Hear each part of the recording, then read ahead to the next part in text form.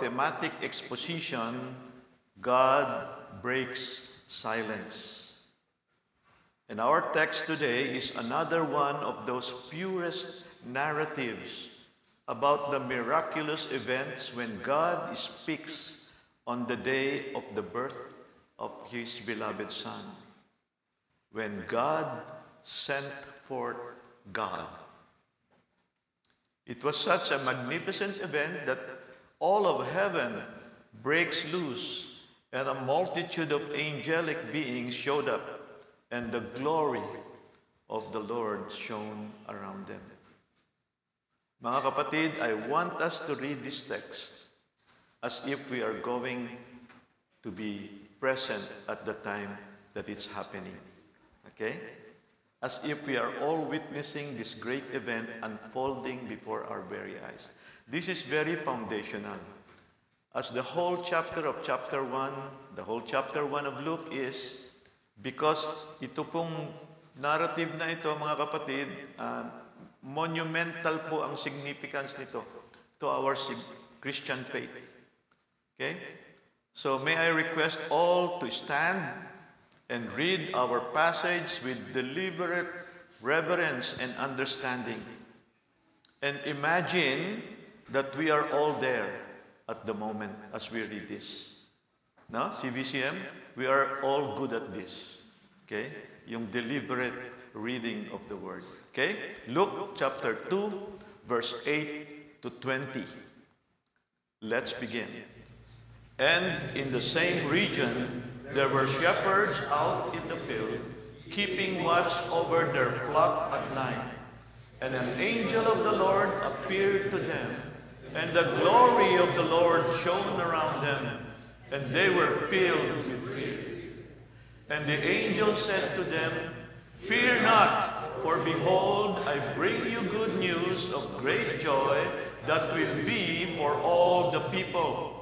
For unto you is born this day in the city of David a Savior, who is Christ the Lord. And this will be a sign for you. You will find a baby wrapped in swaddling cloths and lying in a manger." And suddenly there were with the angels a multitude of the heavenly host, praising God and saying, "Glory to God in the highest, and on earth peace among those with whom He is pleased." When the angels went away from them into heaven, the shepherds said to one another, "Let us go over to Bethlehem and see this thing that has happened, which the Lord has made known to us." And they went with haste and found Mary and Joseph and the baby lying in a manger. And when they saw it, they made known the saying that had been told them according to the child. And all who heard it wondered at what the shepherds told them. But Mary treasured up all these things, pondering them in her heart. And the shepherds returned, glorifying and praising God for all that they have heard and seen as it had been told them. May the Almighty God be forever blessed in the reading of His Word. You may all be seated. Ang ganda po kasi ng pagkakahanay ng words na ginamit ni Luke. Ano po? Amazing words. Truly inspired by God, is spoken by God through the angel Gabriel. And frankly, sa totoo lang po, if it were up to us, okay, the people we would go to, rather, to make such significant and wonderful announcement, would not be to these outcast shepherds. It will not be to them. They are, the lowest of the low. Siguro kung mapipiliin tayo, dapat sa Sanhedrin, right? Doon sa Jerusalem Temple. Or at least doon sa mga influential and intellectual people in Jerusalem ang dapat unang makarinig nito. Okay? Kung tayo lang po ang ating susundin. Pero wala tayong foreknowledge ni Lord. Wala. Hindi po natin kayang tarukin kung ano yung nasa isip niya. At alam po niya kung sino ang perfect audience of this heavenly announcement of the Lord's birth. It is to the shepherds to whom God went. And that's exactly where the Lord sent the message to. We will try this morning to understand why. But first, let us look at the angelic announcement, verses 8 to 10. And I hope by now you already noticed that we always begin when God breaks silence, which is the core of our thematic exposition. Always by God and always from God. Christmas is not about any human achievement. It is all about God fully in charge and in control of everything. Luke chapter 2 verse 8 says, in the same region. That's the region around Bethlehem. Bethlehem is a very small village south of the city of Jerusalem. Maliit lang po siya. Certainly not a city as other versions mention it. By our present standard, only a few thousand residents there, even today. And it says, there were shepherds out in the field. There were shepherds out in the field. There's no adjective for these shepherds. It's just a shepherds. All right? In those times, shepherding is a lowly profession, and shepherds were considered uneducated people. In fact, back then, the task of shepherding was generally given to children because it was so simple to do. Okay? That is why in 1 Samuel, the prophet Samuel, if you remember, when he was looking for a king among the sons of Jesse, yung talagang anointed, si King David, was almost left out. Why? Because he was out there shepherding the sheep, because he is the youngest among the 8 sons of Jesse. Itong job of shepherding doesn't really need any particular talent or skill. Shepherds at that time were probably the lowest paid job. Okay? And so from man's perspective, this is the most unlikely people to whom God's angel will proclaim the good news of the Savior. But Luke was so meticulous because he knows that even this small detail was prophesied in the scripture. So why did God choose shepherds? Because it was already prophesied. We go back to Isaiah 61, the pre-incarnate Christ saying, the Lord has anointed me to bring good news to the poor. Now, who are these poor people? The lowly, the humble, the brokenhearted, sabi sa NAS, afflicted. Okay? To the poor, He has sent me to bind up the brokenhearted, to proclaim liberty to the captives, and the opening of the prisons to those who are bound. This is the Lord in His pre-incarnate status, said in Isaiah 61, verse 1. So when the Messiah comes, He is not coming to influential people. No. He is coming to the poor, the lowly, the meek, the afflicted, the broken-hearted, the captives, the prisoners. These are the same similar category of shepherds. They are really the lowest of the low. And as time developed, even after the writing of the New Testament, shepherds begin to be more seen as unreliable, untrustworthy, unsavory characters who were largely suspected of stealing sheep and doing all kinds of illegal things. In fact, and this is very interesting, shepherds were not allowed to testify in the Jewish court of law. They are not allowed to testify there because they were not trusted. Okay? they were considered to be unintelligent. They do not have such learning power enough. They had such a poor standing and poor reputation.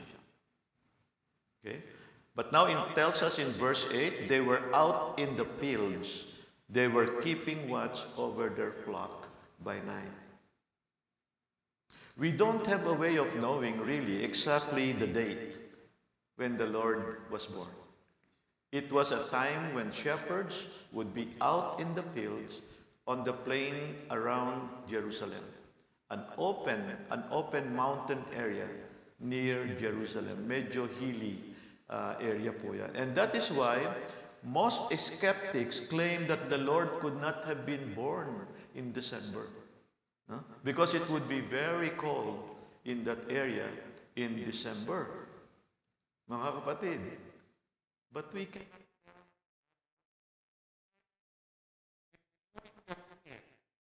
Particularly during the... God would make the weather very pleasant. But God can make any evening very pleasant, right?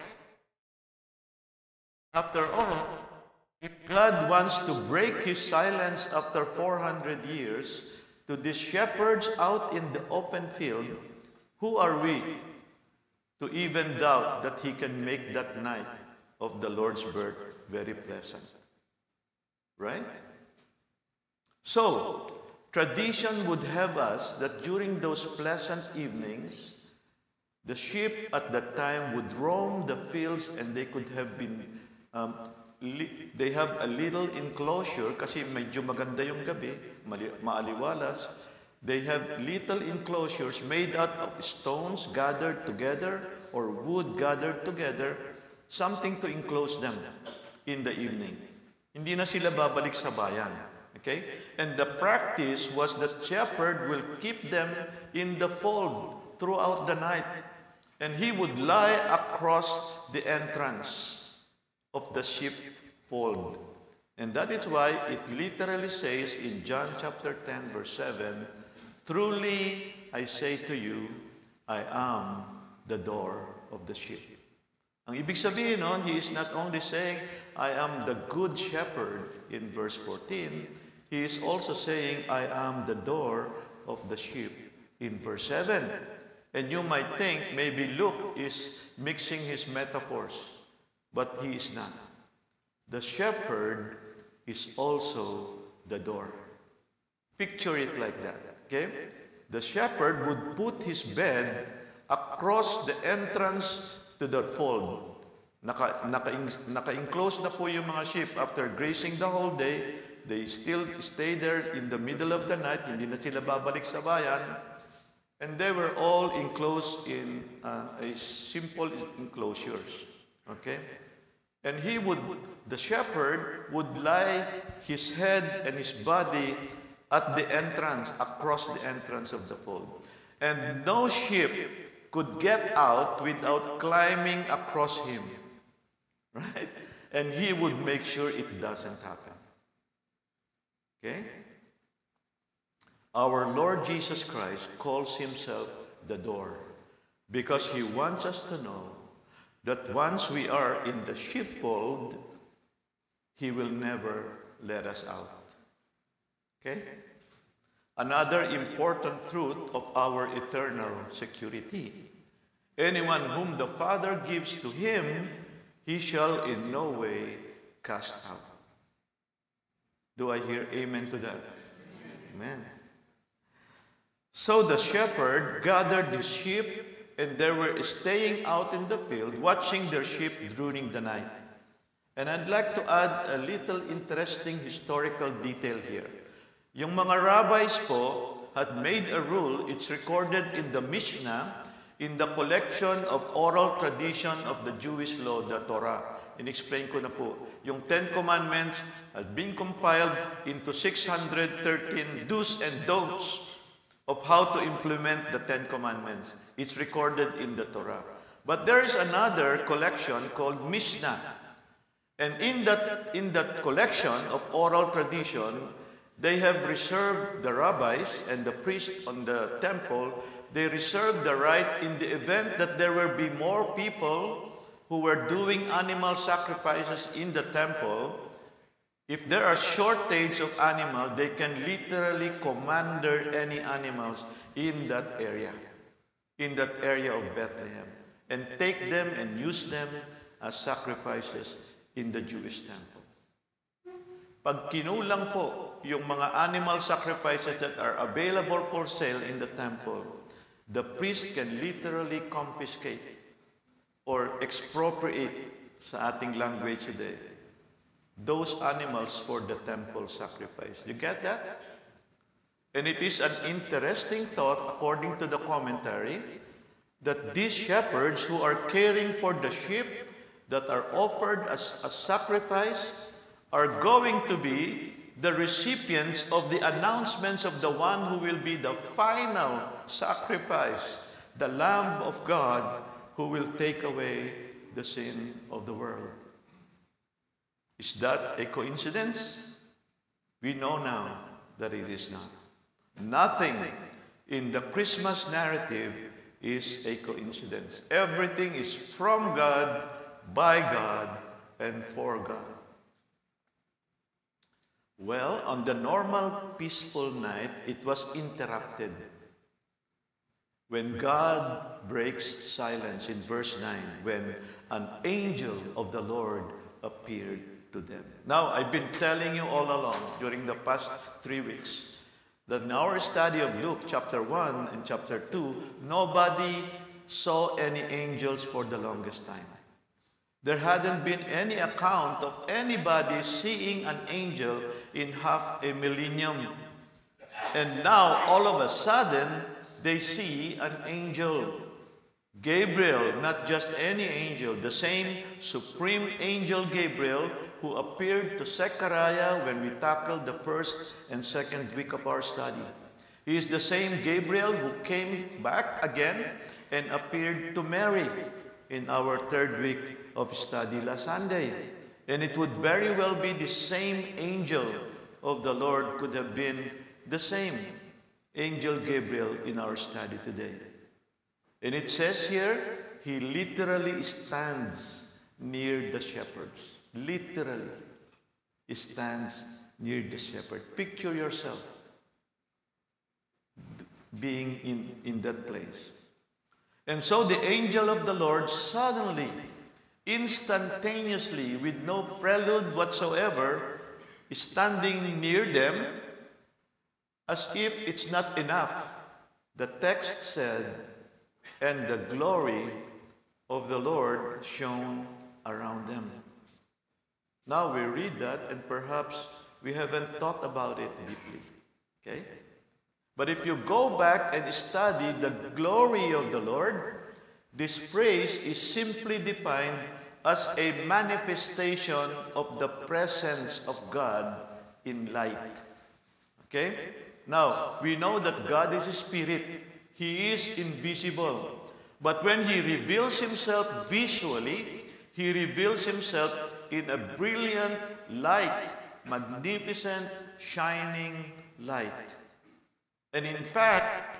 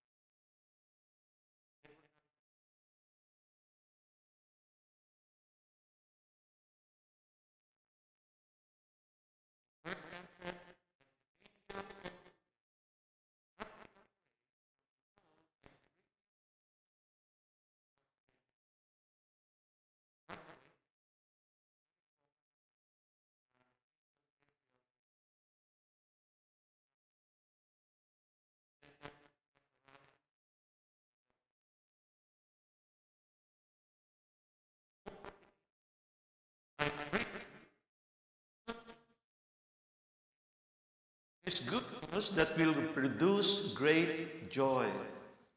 I bring you good news is from the verb evangelico. or evangelizo, from which we get the English word evangelize, which simply means to tell people the good news, which is utterly the opposite of fear. Do not fear. I bring you good news. The good news. Now we go to verses 11 to 14. The highest and best joy is for those who receive salvation. This is the joy that comes to those who receive the grace of salvation. There has been born a Savior, and there is no greater joy than that. There has been born a Savior. And let me give you another point of how widespread is the good news. Back to verse 10, it says, I bring you good news of great joy that will be for all the people. Okay. How widespread is this good news? Verse 10 says, it's good news of great joy which shall be for all the people. And primarily, this refers to Israel, the people of Israel. But it doesn't end with Israel. They are the primary people. But the secondary object of the term people is the world, the Gentiles. And that is exactly what Isaiah the prophet said in context there in Isaiah chapter 60.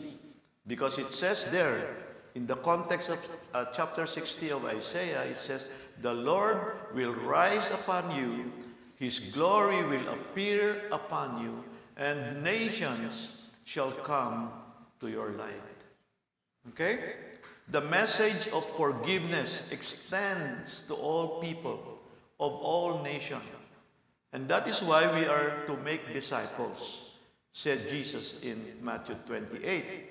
We have to make disciples of all nations, of all tongues and tribes, to all peoples. And that's the picture of the good news. The scope of the good news is worldwide. No? Ang scope niya.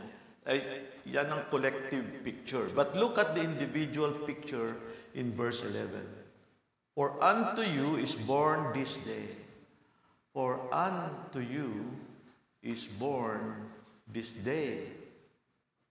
Look at that phrase. For unto you. So yung angel, sinasabihan yung mga shepherds, guys, this is for you. Standing right there, shepherds, that's right, guys, this is for you. The angel standing with them says, for unto you. You could say it this way, the Savior has been born, and He will be the Savior of anyone who comes and believes. The scope is worldwide, but the effectiveness of this good news is for those who will come and believe. The humblest, the most ignorant, the most uneducated, the most lowly and unskilled, even the lowest of the low. He is the Savior of everyone, for every people and tongue and tribe and nation in the face of the earth, and everybody who chooses to come to the Lord, those who were appointed by God to eternal life. Now, let's look at the important elements of this good news. Number one, the child is Savior. That's the great affirmation of the angel that causes him to say in verse 10, I bring you good news of great joy, which shall be for all people. And what is the good news that produces universal joy? The Savior has been born. A Savior has been born. And somebody at this point might ask the question, a Savior to save us from what? Okay? Well, the word Savior implies that we need to be saved from something.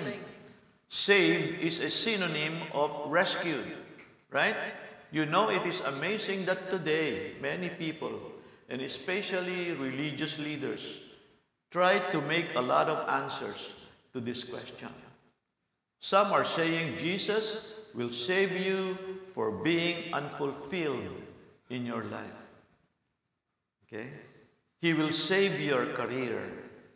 Others will say Jesus will fix your marriage, your business failures. And there are people who look at the gospel and they would see that it is that Jesus will fill up the empty holes of your life. Jesus will give you victory over things and tend to destroy your good life. And you will receive power from the Holy Spirit over the debilitating habits and passions of your sinful habits. Generate. That was true. That is true. That can be true. But they are not the primary issues in salvation. Okay? The universal problem from which the Lord sent a Savior is to save us from the problem of sin and guilt. Okay? Not the problem of unfulfillment in your life. It's not the problem of the passion or lust or unbreakable habits. It is to rescue us from the power and consequence of our sin, which is eternal death. And all of us falls into that category. Walang exception to the rule. And as we learned last Sunday, even the Virgin Mary is not exempt from this. And unless we are saved from the power and consequences of our sins, there can never be healing from our bad habits, from lust, from marital unfaithfulness, from being unfulfilled in life. When Jesus saves you and me, we have complete forgiveness and we have the power of the Holy Spirit to give you victory over your passion. And only when you have that can you have complete joy and victory. The church needs to get back to remembering that God sent forth His Son. God sent forth God into the world to save the people from their sins. That is the issue. Okay? And now, that leads us to the person of the good news. Who is this child? Already we have noted that He is the Savior who saves His people from their sins. But beyond that, the Savior is identified as Christ the Lord. Christ the Lord. This is an exalted title. Take note, exalted yung title niya, which is a striking contrast between the exalted title and the sign for the shepherds in identifying the exalted Christ according to verse 12. Because it says, and this will be a sign for you. You will find a baby wrapped in swaddling cloth and lying in a manger. A baby with no other distinguishing mark other than that he is lying in a manger.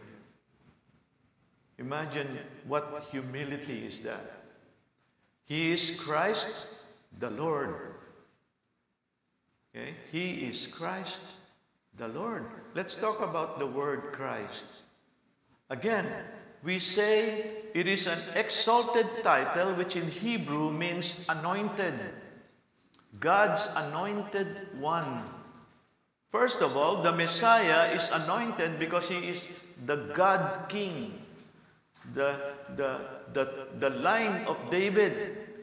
We already learned that when Gabriel came to Mary and said she is going to have a baby, she was told that the baby would be the Son of the highest, of the Most High. That is the Son of God. He is the King of kings, the King's anointed. And then He said, He is called Lord. Okay? And that is to say that this child is Lord. To say that this child is God. And you need to remember this. This is a very fundamental and basic confession of Christianity. Jesus is Lord. Jesus is Lord. That is the most fundamental and basic confession of the Christian faith. Without that, you don't have Christianity. At kaya ko po ito binabanggit is because we know sa kapaligiran po natin ngayon, ang dami pong mga nag-claim that they are Christians. Okay? Look at the Jehovah's Witnesses. They believe in Jesus Christ, and they believe that Jesus died, and they recognize Jesus as Savior. And Jehovah's Witnesses believe in grace. They believe all those things. Okay? But all of that taken aside, when there's one thing that Jehovah's Witnesses do not believe, it is that they don't believe that Jesus is Lord. And because they do not believe that Jesus is Lord, they cannot be considered Christians. Because that is not Christianity. Okay? The Mormon Church, malapit lang po sa atin. They recognize Jesus for everything that He did. But when they are asked the question, who is Jesus Christ? And there's, ang response po nila, listen to this. Ang response po nila, Jesus is a created being, is a spirit brother of Lucifer and Adam. That is what they believe who Jesus Christ is. And that is not Christianity. That is not Christianity at all. At makakababayan po natin, ang dami po nila, Iglesia ni Cristo. All that Jesus has done on the cross, they embrace that. Okay? But when they are asked as to whether Jesus is the Lord God, they cannot accept that. That is not Christianity. Brothers and sisters of CBCM, know this. There are many people out there who really don't understand the real Jesus Christ of the Bible. Either they are ignorant or they are counterfeits. They are just masquerading as Christians, but they are not. They are counterfeits because no matter what they affirm, they deny that Jesus is Lord. Okay? And what does the Bible says? Very clear po, mga kapatid. If you want to be saved, Romans 10:9 says, you must confess with your mouths and believe in your hearts that what? Jesus is Lord. That is unequivocal. No? Lord or kurios means supreme power, with authority, with legitimacy. It is a word that expresses authority that is valid and legitimate. He is the Lord by virtue of the very nature of who He is. Okay?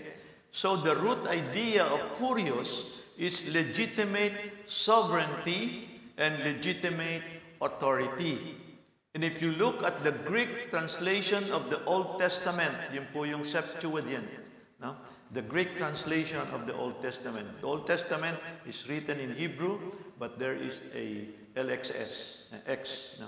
Septuagint. You will find there that where the word Lord is used, the Greek Old Testament uses the word kurios. Yan po yung ginagamit nila.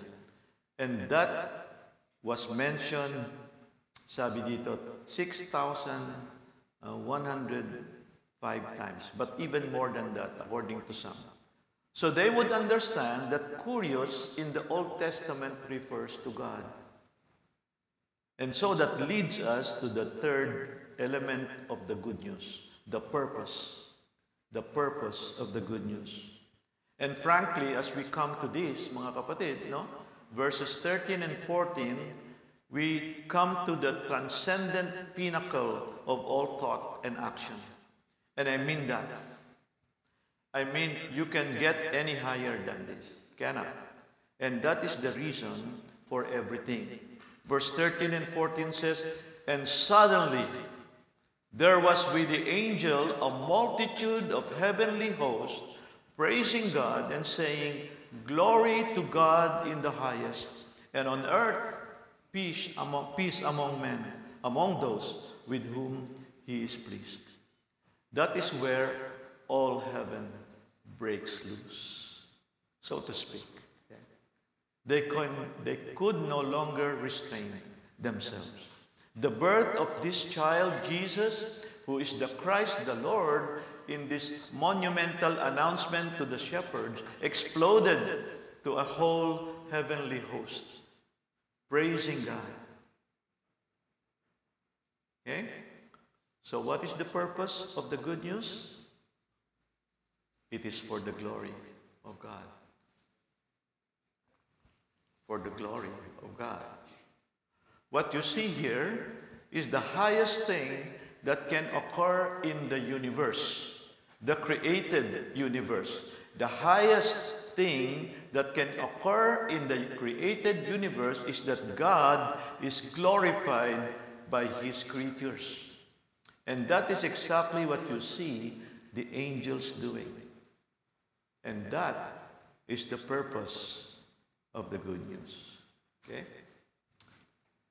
And it is interesting, in the beginning of our ministry here in CBCM, some years back, someone who is aspiring to be a member of CBCM came to me and asked me, medyo seminarian student ito. And tanong niya sa, Pastor, bakit mo nakasulat sa mission statement mo that your main purpose is the spread of God's glory? Bakit hindi mo na lang sabihin diretso? No? Mission is to spread the good news and to save sinners from their sin. And my answer to this person, yes, our mission is to spread the good news in order to save sinners, but the end is not the spread of the good news. No? The end goal is always to give glory to God. And that is what our mission statement states. Yun din po yung ating mission goal. Okay? The chief end of man is to glorify God and to enjoy Him forever. Hindi lang po yan nasa Westminster Catechism. No? Nasa Bible po yan. 1 Corinthians 10:31 says, whatever you do all for the glory of God. Whatever you do, discipleship, teaching, preaching, mission, whatever, the ultimate is always to glorify God. The highest, transcendent pinnacle of every thought and action, the reason for everything is to glorify God. That is why it says in verse 13, suddenly there was with the angel a multitude of heavenly hosts. And we do not know how many is a multitude. Okay? According to Revelation, the word multitude is expressed as murion. Murion po yan sa Revelation. And this is the highest number which can be expressed in the Greek language. And there is no Greek word for any higher number other than murion. So most probably, according to commentary, the nearest thing to a multitude is that number which you cannot count. That which is impossible for you to count. So just think about this, no? The shepherds have never seen an angel for the longest time. Now they see, who knows, a multitude of angels in manifest, visible form. How glorious can that be? This simply did not happen, ever. And we can quote a place in 1 Kings 22 or Revelation 4 and 5 where there was a vision of heaven, and heaven angels were there. But angels on earth? Nothing like that. It's not just a vision. It is really there. And that is why I requested you to read the verses with all reverence and deliberate. How remarkable is that? Now, finally, the response. Verses 15 to 20. This is how the story unfolds. Apparently, after the angels left the shepherds, they were able to gather their senses and collect their thoughts, because it says in verse 15, when the angels went away from them into heaven, the shepherds said to one another, "Let us go over to Bethlehem and see this thing that had happened, which the Lord has made known to us." Is spontaneous, mutual, collective. They were saying to one another, "Well, we've got to go." After seeing that, they said to one another, very, very spontaneous, "We got to go." Everybody had exactly the same response. "Let us go to Bethlehem and see this thing." Okay? Now, kilala naman natin si Luke. Hindi po siya nagmi-mince ng words. Hindi siya nag-a-approximate. So when we read this word, "this thing," it is not just yung common expression natin. When we cannot identify a certain thing, a certain object or thing that we are saying, we will just say, "this thing." But kay Luke, hindi po yan common expression. That is not who Luke is. Alam naman natin yan. No? The words, "this thing," according to scholars, is literally the Greek term rhema, R-H-E-M-A. And that means a word, a reality. It's a reality. Ang sabi ng mga shepherds, let us look at this reality, this thing that the angels have revealed to us. Let us look at the real thing. Let's look at this reality. And there's a reality, and the reality is that a Savior has been born. Kita niyo po yun? It demonstrated actually true faith among the shepherds. That is what it registers. No? This thing. The first thing that I want you to notice is this. They had just a revelation from God. They saw a revelation from God, and they believe it. And if we make that an analogy, that's how people come to Christ, right? They have a revelation from God, and they believe it, di ba? And so faith comes from hearing, and hearing through the word of Christ. Romans 10:17. And verse 16 said, "And they went with haste and found Mary and Joseph and the baby lying in a manger."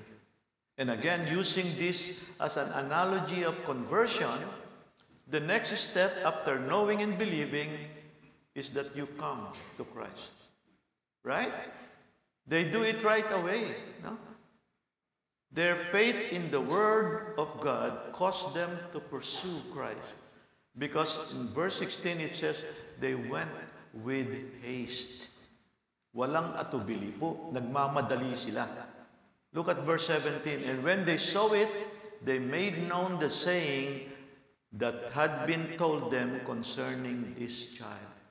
They made known the saying, after seeing this thing, this reality, they made known the saying that had been told them concerning this child, and all who heard it wondered at what the shepherds told them.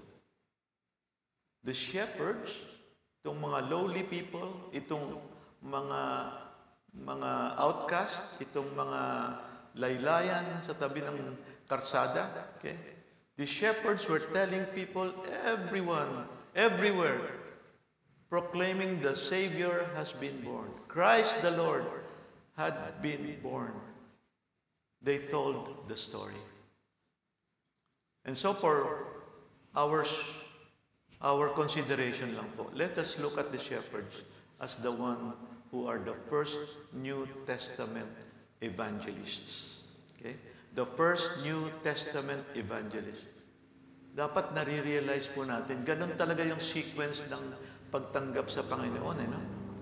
These shepherds were eyewitnesses of the good news, eyewitnesses to the Messiah being born, and they spread it. No? They couldn't restrain themselves. They could not contain themselves. When people hear this narrative, there should be a certain amount of wonder about Jesus, particularly during this Christmas season, right? So I urge you, brothers and sisters, take this opportunity when you share this story to your friends, loved ones, relatives. Maaaring nakakalimutan nila yung mga small words na po pwede nating ipaliwanag how grandeur it is. Just like what the shepherds did. And there's a little comment in verse 19. Interesting as well, no? It takes us to look into the heart of Mary. Verse 19 says, "But Mary treasured up all these things, pondering them in her heart." Right? If you were there, if you were Mary, di ba? I'm sure you will be just wonder beyond comprehension. Here is a 13-year-old girl looking at Jesus. The baby was conceived in her womb, no? By the Holy Spirit. He was born by her without ever knowing a man. Imagine that. This baby is the Son of the Most High God. This baby is the Savior of the world. This baby is the anointed Messiah. This baby is God, the Lord Jesus Christ. Think about that, mga kapatid. Isipin lang po ninyo yung nasa puso ni Mary. It is so mind-boggling in the world of human beings, much more Mary, the mother. And she must have wondered, no? Kung kayo po yung nasa kay Mary, how is this going to be? The mother of the child who is God. Paano ko po siya palalakihin? No? Deeply, I'm sure she is deeply thinking about it. She thought deeply about God's redemptive purpose. And that is the true heart of Mary. Not all the descriptions that we depict on her, as we discussed last week. The real heart of a mother. Sa amin pong pamilya, whenever Mama Ching does something for our children which is just incredibly out of this world. Marami po siyang ganyan. Okay? Medyo out of this world mga decisions niya. That we cannot explain, she will just say this. It's from the heart of a mother. Tameme na kami lang. Okay? Yun na yun. Right? And then finally, in verse 20, the shepherds went back. Verse 20 says, "And the shepherds returned, glorifying and praising God for all that they have heard and seen, as it had been told them."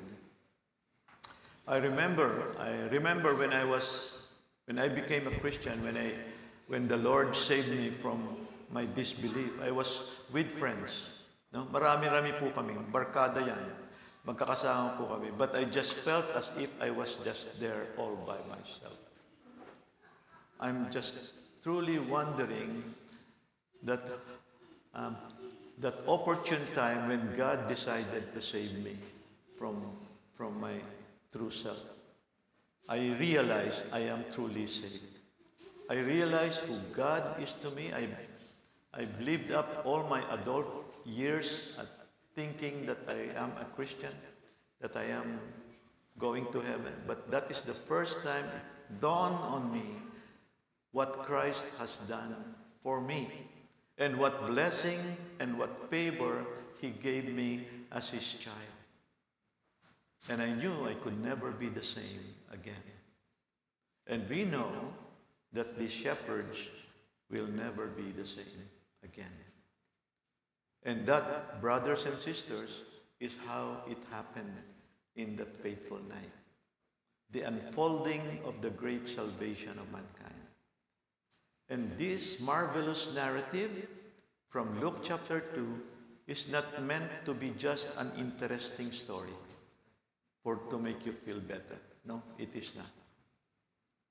Ang goal po ng istorya natin, mga kapatid, exhortation and prayer, is to get you to stop thinking about yourself and start recognizing that everything in your life, from the smallest thing to the biggest achievement you ever had, everything happens to you and me, happen without the predetermined approval and purpose from God. Everything that happens to you and me happens with a predetermined approval and purpose from God. It is always by God, from God, for Him, and for His glory. Okay? And so let us determine to make this reality, this rhema, inscribed in our mind and your hearts today and for the rest of our lives. Philippians 2. God has highly exalted him and bestowed on him the name that is above every name, so that at the name of Jesus every knee should bow in heaven and on earth and under the earth, and every tongue confess that Jesus Christ is Lord, to the glory of God the Father. May we all say it now and ever shall be. Verbally, yes, but also from the heart.